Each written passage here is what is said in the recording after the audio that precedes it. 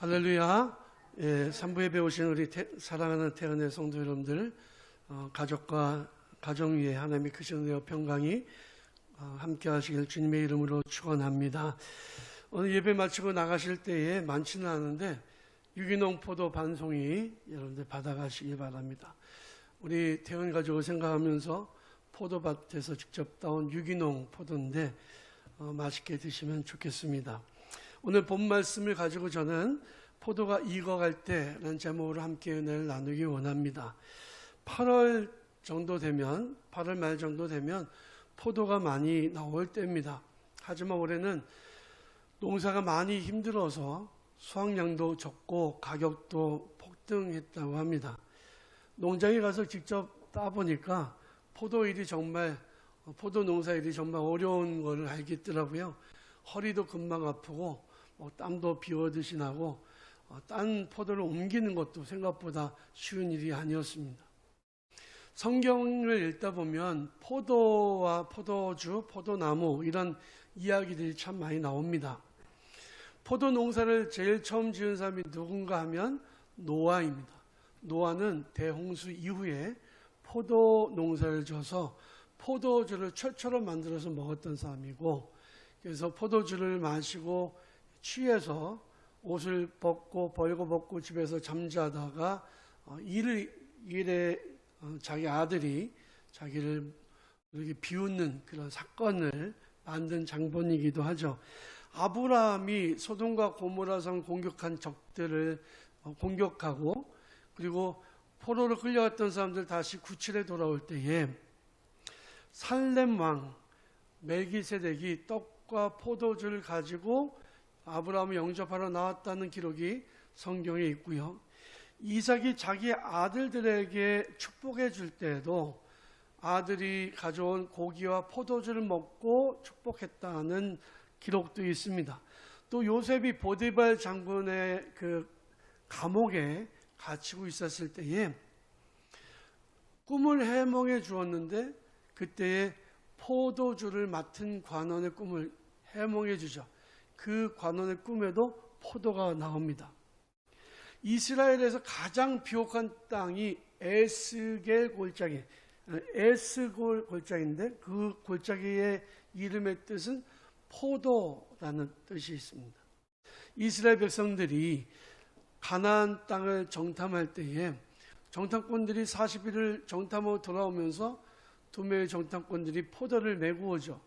아주 크고 탐스러운 포도 열매를 가져오면서 가나안 땅이 정말 이렇게 엄청난 풍족한 땅이구나 라고 하는 사실을 확인합니다. 사사 기드온이 미디안 족속들 몰래 곡식을 타작했던 장소가 어디냐? 포도즙 틀이었습니다. 신명기 23장에 보면 재미있는 장면이 나오는데요. 어떤 사람이 포도밭에 들어가면요, 그 포도밭에 있는 포도는 마음껏 배부르게 먹을 수 있게 되어 있어요. 그건 범죄가 아닙니다. 그런데 만약에 그것을 그릇에 담아서 가지고 나오는 순간 그것은 범죄가 되는 거예요. 이스라엘의 악한 왕이었던 아합이 나봇이라는 사람이 가지고 있는 포도원을 탐을 내죠. 그래서 모함을 해서 그 나봇을 돌로 쳐서 죽이고 그 포도원을 빼앗는 장면이 성경에 기록되어 있습니다. 하나님은 그의 그 행위를 믿게 여기셔서 그 일로 말미암아 그를 더 심판하시게 되는 거죠. 흥미로운 것은 예수님께서 공생애를 시작하실 때에 가장 먼저 행하셨던 일이 물을 가지고 포도주를 만드시는 일이었습니다. 예수님께서 어머니 마리아와 함께 나사렛 동네의 작은 마을인 가나에 방문하셨습니다. 그곳에서 이 먼 친척의 결혼식이 열리고 있었죠. 당시의 결혼식은 일주일 동안 계속되는 게 관례였는데, 이는 먼 곳에서부터 축하하기 위해서 온 사람들을 대접하기 위함이었습니다. 결혼식에는 반드시 음식과 포도주가 있어야 되는데, 공교롭게도 예수님께서 방문하실 그때에 포도주가 떨어진 거예요. 그때 예수께서 항아리에다 물을 담아오게 하시고 기도하신 후에 물이 포도주가 되게 하시는 기적을 베풀어 주셨습니다. 이처럼 성경 속에는요, 또 성경 속에 있는 사람들에게는요, 이 포도와 포도주는 매우 중요한 의미가 있습니다. 예수님의 비유의 말씀 중에 포도원에 관한 비유의 말씀들이 많이 있는 것을 보면 당시의 유대인의 사회에서는 이 포도원이 가지고 있는 그 비중이 굉장히 컸다는 것을 알 수 있죠. 포도주나 포도나 포도원이 일상생활에 녹아 있었던 그 당시 사람에게는 예수님의 이 비유의 말씀이 알아듣기 쉬운 말씀이었을 것입니다. 저는 오늘 본 말씀을 통해서 우리가 알아야 되는 정말 중요한 영적인 원리를 오늘 말씀을 함께 나누면서 함께 생각하고 은혜를 받기를 원합니다. 첫 번째로 예수님은 자신이 참 포도나무요, 하나님은 농부시고 우리는 포도나무에 붙은 가지라고 말씀하셨습니다. 나는 참 포도나무요, 내 아버지는 농부라. 언뜻 이 말씀을 들으면 무슨 말씀이지? 이해가 잘 안 될 수 있어요. 그러나 포도 농사에 대해서 조금이라도 알고 있는 사람은 충분히 이해할 수 있는 말씀입니다.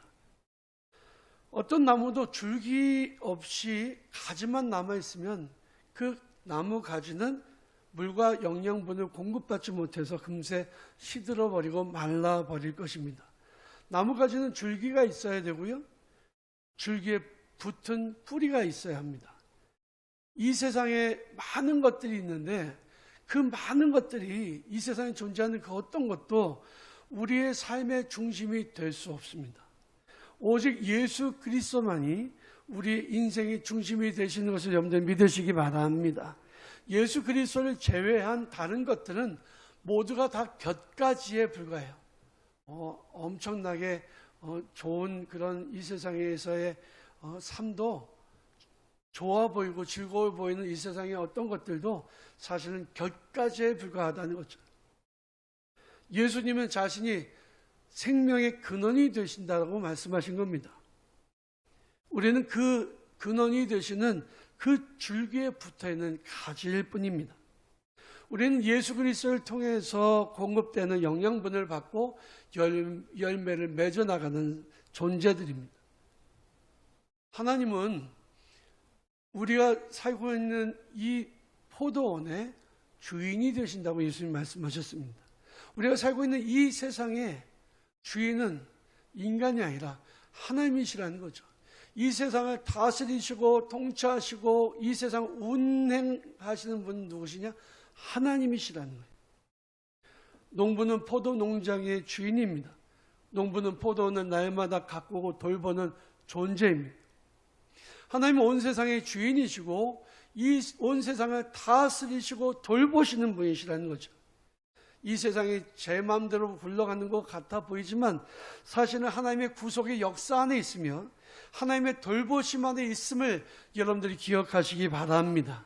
포도원이 잘 되는 것도 다 하나님의 뜻이고요, 망하게 내버려 두는 것도 모두가 다 포도원 농부의 주권 아래에 있는 것입니다. 포도원 농부는 포도나무 가지를 잘라버릴 수도 있고 그대로 내버려 둘 수도 있습니다. 우리는 이 세상에 살아가면서 우리 하나님의 다스리심과 통치 안에 살아가고 있음을 늘 기억해야 됩니다. 그러므로 가지된 우리들은 오직 하나님의 은혜만을 사모하며 주님의 다스리심 안에 순종하며 살아가는 것이 중요합니다. 둘째로 예수님은 제자된 우리들에게 많은 열매를 요구하신다는 거예요. 2절에 보니까 무릇 내게 붙어있어 열매를 맺지 아니하는 가지는 아버지께서 그것을 제거해 버리시고 무릇 열매를 맺는 가지는 더 열매를 맺게 하려 그것을 깨끗하게 하시느니라 라고 예수님 말씀하셨습니다. 또 8절 말씀을 보니까 너희가 열매를 많이 맺으면 내 아버지께서 영광을 받으실 것이요 너희는 내 제자가 되리라고 말씀하셨습니다. 포도나무가 이 세상에 존재하는 이유는요, 단 한 가지입니다. 열매를 얻기 위함입니다. 포도나무는 덩굴가지, 덩굴 식물입니다. 나무가지가 아주 가늘고 얇습니다. 목재로 사용할 수 없고요, 장작으로 사용할 수도 없고 나무를 가지고 공예를 하거나 조각을 할 수도 없습니다. 이 나무가지는, 포도나무가지는 약해서요, 좀만 꺾여도 부러져 버립니다. 등나무는요, 꺾어도 부러지지 않습니다. 그래서 공예하는데 이 등나무는 쓸만한 거예요. 포도나무를 넓은 땅에 심어놓고 가꾸고 물 주고 거름을 줍니다. 온갖 잡초와 해충을 막아줍니다. 비도 맞지 않게 비가림도 해줘야 됩니다. 열매가 생길 무렵에는요, 봉투도 씌워줘야 합니다. 생각보다 손이 많이 가는 게 포도 농사인 거죠. 이것은 우리 인생과 같습니다. 우리 인간들은 강한 것 같아 보이지만 사실 너무나도 연약한 존재예요. 조금만 부러뜨려도 부러지는 게 우리 인간들 아닙니까? 어떻게 보면 아무짝에도 열매를 빼놓고는 아무짝에도 쓸모없는 것이 우리 인간들 아닐까요? 포도나무 줄기는요, 항상 살아 있습니다. 겨울이 지나도 포도나무 줄기와 뿌리는 있는데요, 나무가지는 열매를 거두고 난 다음에는 순이 남아있는 가지만 남겨두고 가을에 다 잘라버린다 그래요. 저는 끝까지 남아있는 줄 알았거든요. 그러면 봄이 되면 그 줄기를 통해서 남아있는 순이 있는 그 가지를 통해서 나무 가지가 쭉 뻗어서 꽃이 피고 열매가 맺고 그래서 풍성한 수확을 거두게 된다는 거죠. 우리 인간의 삶도 마찬가지죠. 꽃이 피고 열매 맺을 땐 대단한 것 같아도 인생의 겨울이 오면 가지는 다 잘라져 버릴 수밖에 없는 거 아닙니까? 그러나 우리가 죽고 난 이후에 또 다른 우리의 후손들이 그 자리를 대신하게 되는 거죠. 우리가 이 짧은 우리의 삶을 살아가는 데 있어서 하나님을 기쁘시게 해드리는 방법은 딱 한 가지밖에 없습니다. 그것은 열매를 맺는 거예요. 그래서 주님은 우리에게 너희가 제자가 되려면 많은 열매를 맺어야 된다고 말씀하고 있는 겁니다. 성도들은 어떤 열매를 맺어야 될까요? 믿음의 열매를 맺어야 됩니다. 인내의 열매를 맺어야 하고요. 복음의 열매를 맺어야 합니다. 헌신의 열매를 맺어야 되고 사랑의 열매를 맺어야 합니다. 만약에 포도나무가 열매를 맺지 않는다면 그 가지는 잘라버려야 다른 나무 가지에서 더 많은 열매를 수확할 수가 있어요. 주님이 우리에게 요구하시는 것은 바로 열매입니다. 우리는 지금 열매를 맺고 있나요? 그렇다면 어떤 열매를 맺고 있나요? 바라기는 하나님이 원하시는 아름다운 열매를 맺어 주님을 기쁘시게 해드리는 우리 성도들이 다 되시기를 주님의 이름으로 축원합니다. 셋째로 예수님께서는 우리에게 말씀하십니다. 너희는 내 안에 붙어 있으라고. 너희는 내가 일러준 말로 이미 깨끗하였으니 내 안에 거하라. 나도 너희 안에 거하리라. 가지가 포도나무에 붙어있지 아니하면 스스로 열매를 맺을 수 없음 같이 너희도 내 안에 있지 아니하면 그러하리라고 말씀하셨습니다.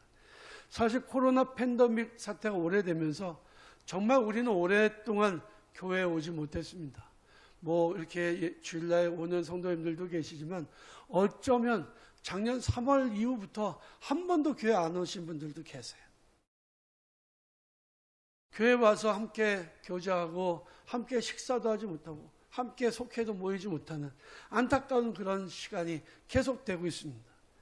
사실 코로나로 인해서 개인마다 사정이 있으니까 제가 교회 오라고 강요하지는 않습니다. 회사에서는 교회 갔다 오면 직장 그만두라고 막 그렇게 한다고 하니 어떻게 제가 교회 오라고 그러겠어요. 온라인이라도 예배 드리라고 이야기하죠. 이전에는 교회 잘 나오던 분이 교회 안 나오면요, 이분이 지금 신앙생활에 문제가 생겼구나, 이분이 믿음에 조금 문제가 생겼구나 금세 파악할 수 있었습니다. 그래서요 권면하고요, 때로는 협박도 하고요, 계속 교회 안 나올 수 없게 만들었어요. 그런데 이제는요 신앙적인 권면이 불가능한 그런 시대가 됐습니다. 지금 코로나로 인해서 가정마다 신방도 불가능해요. 교회에서 성도의 교제도 불가능합니다. 매달 초하루 새벽 기도회 때는 안수하며 기도했는데 이제 안수하고 옮겨가면 또 균을 옮길까 봐 그것도 하지 못하는 그런 시대가 됐어요. 이제는요 신앙생활은 대부분 자기의 신앙적인 결단에 달려있다고 봐도 이게 과한 말씀이 아닐 겁니다. 내가 스스로 내가 주님께 더욱 든든히 붙어 있어야지라고 생각하고 노력하지 않으면 안 되는 그런 시대가 되었다는 거죠. 사랑하는 성도 여러분, 주님께 더욱더 든든히 붙어 계시기를 바랍니다. 주님께 붙어 있다는 것은요, 주님이 내 안에, 내가 주님 안에 있는 상태라는 것을 의미하여, 이런 상황에서는 우리가 정말 어떤 상황 속에서도 아름다운 풍성한 열매를 거둘 수가 있는 거예요. 포도나무 가지는요, 포도나무 줄기에 붙어 있어야 포도나무로서의 가치가 있는 것이, 잘라져서 떨어지면 아무것도 아닌 거예요. 나는 포도나무에 너희는 가지라. 그가 내 안에, 내가 그 안에 거하면 사람이 열매를 많이 맺느니 나를 떠나서는 너희가 아무것도 할 수 없습니다. 사람이 내 안에 거하지 아니하면 가지처럼 밖에 버려져 마르나니 사람들이 그것을 모아다가 불에 던져 사르느니라 했습니다. 사랑하는 우리 태연의 성도 여러분, 바라기는 주님 앞에, 주님 안에 든든히 붙어 계시기를 바랍니다. 네 번째로, 우리가 세상에서 이루는 그 모든 것이 다 하나님의 은혜임을 잊지 말아야 합니다. 포도나무가 열매를 맺을 수 있는 것은요, 포도 농부인 하나님과 줄기 되신 예수님 때문에 가능한 일이에요. 가지가 아무리 잘라도 줄기를 통해서 영양분을 공급받지 못하면 열매를 맺을 수가 없는 겁니다. 우리는 포도 농부이신 하나님의 돌보심이 아니면 아무런 열매도 맺을 수 없어요. 예수님이 말씀하십니다. 너희가 내 안에 거하고 내 말이 너희 안에 거하면 무엇이든지 원하는 대로 구하라. 그리하면 이루리라. 자, 이번에 포도원에서 들은 이야기인데요. 포도나무에 포도 열매가 아무리 많이 열려도요, 나무 이파리들이 해를 보고 광합성을 열심히 하지 않으면 이 열매가요, 빨갛게 익지 않는다 그래요. 열매가 익는 원인은 이파리가 광합성을 했기 때문이라는 거죠. 그래서 광합성을 하지 않으면 열매가 아무리 커져도 빨갛게 되지 않는다. 상품성이 없는 거죠. 먹을 수가 없는 거죠. 팔 수도 없는 거죠. 저는 이 이야기를 전해 들으면서 마음에 깨달은 게 있었습니다. 우리가 아무리 이 세상에서 많이 노력하고 애를 써서 열매 가치물을 만들어 놔도요, 기도하지 않으면 그 열매가 익지 않는다는 거예요. 우리가 주님 안에 있어서 주님 앞에 안에서 하나님 앞에 기도하지 않으면 내가 그 열매처럼 비스무리하게 만들어 놓은 그 모든 것들이 상품성이 없어지고 아무것도 아닌 것이 되고 만다는 거죠. 이파리가 태양을 향해 광합성을 하듯이 우리가 손을 들고 주님 앞에 기도하지 않으면 우리는 절대로 좋은 열매를 맺을 수가 없습니다. 기도는 우리의 열매를 완성시켜 줍니다.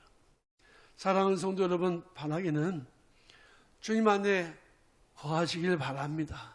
주님 안에서 더 많이 기도하시기를 바랍니다. 사람들이 성공하면 자기들이 잘나서 성공한 줄 알고, 사람들이 무엇인가 이루면 자기들이 똑똑해서 이런 줄로 착각을 합니다. 아닙니다. 우리가 이 세상에서 누린 그 모든 것이 다 하나님의 은혜임을 잊지 말아야 합니다. 포도가 익어갈 때에 우리도 우리 인생에 열매를 맺어야 될 때가 있음을 기억해야 합니다. 그리고 우리 주님께서 우리에게 주신 은혜를 기억하면서 늘 주님 안에 거하면서, 그래서 주님 안에서 기도함으로 풍성한 열매를 거두어가고 열매 익혀가는 우리 대원의 성도들이 다 되시기를, 주님 앞에 주님을 기쁘시게 하고 주님을 영광스럽게 하고 주님 앞에 칭찬 듣는 우리 대원의 성도들이 되시기를 주님의 이름으로 축원합니다.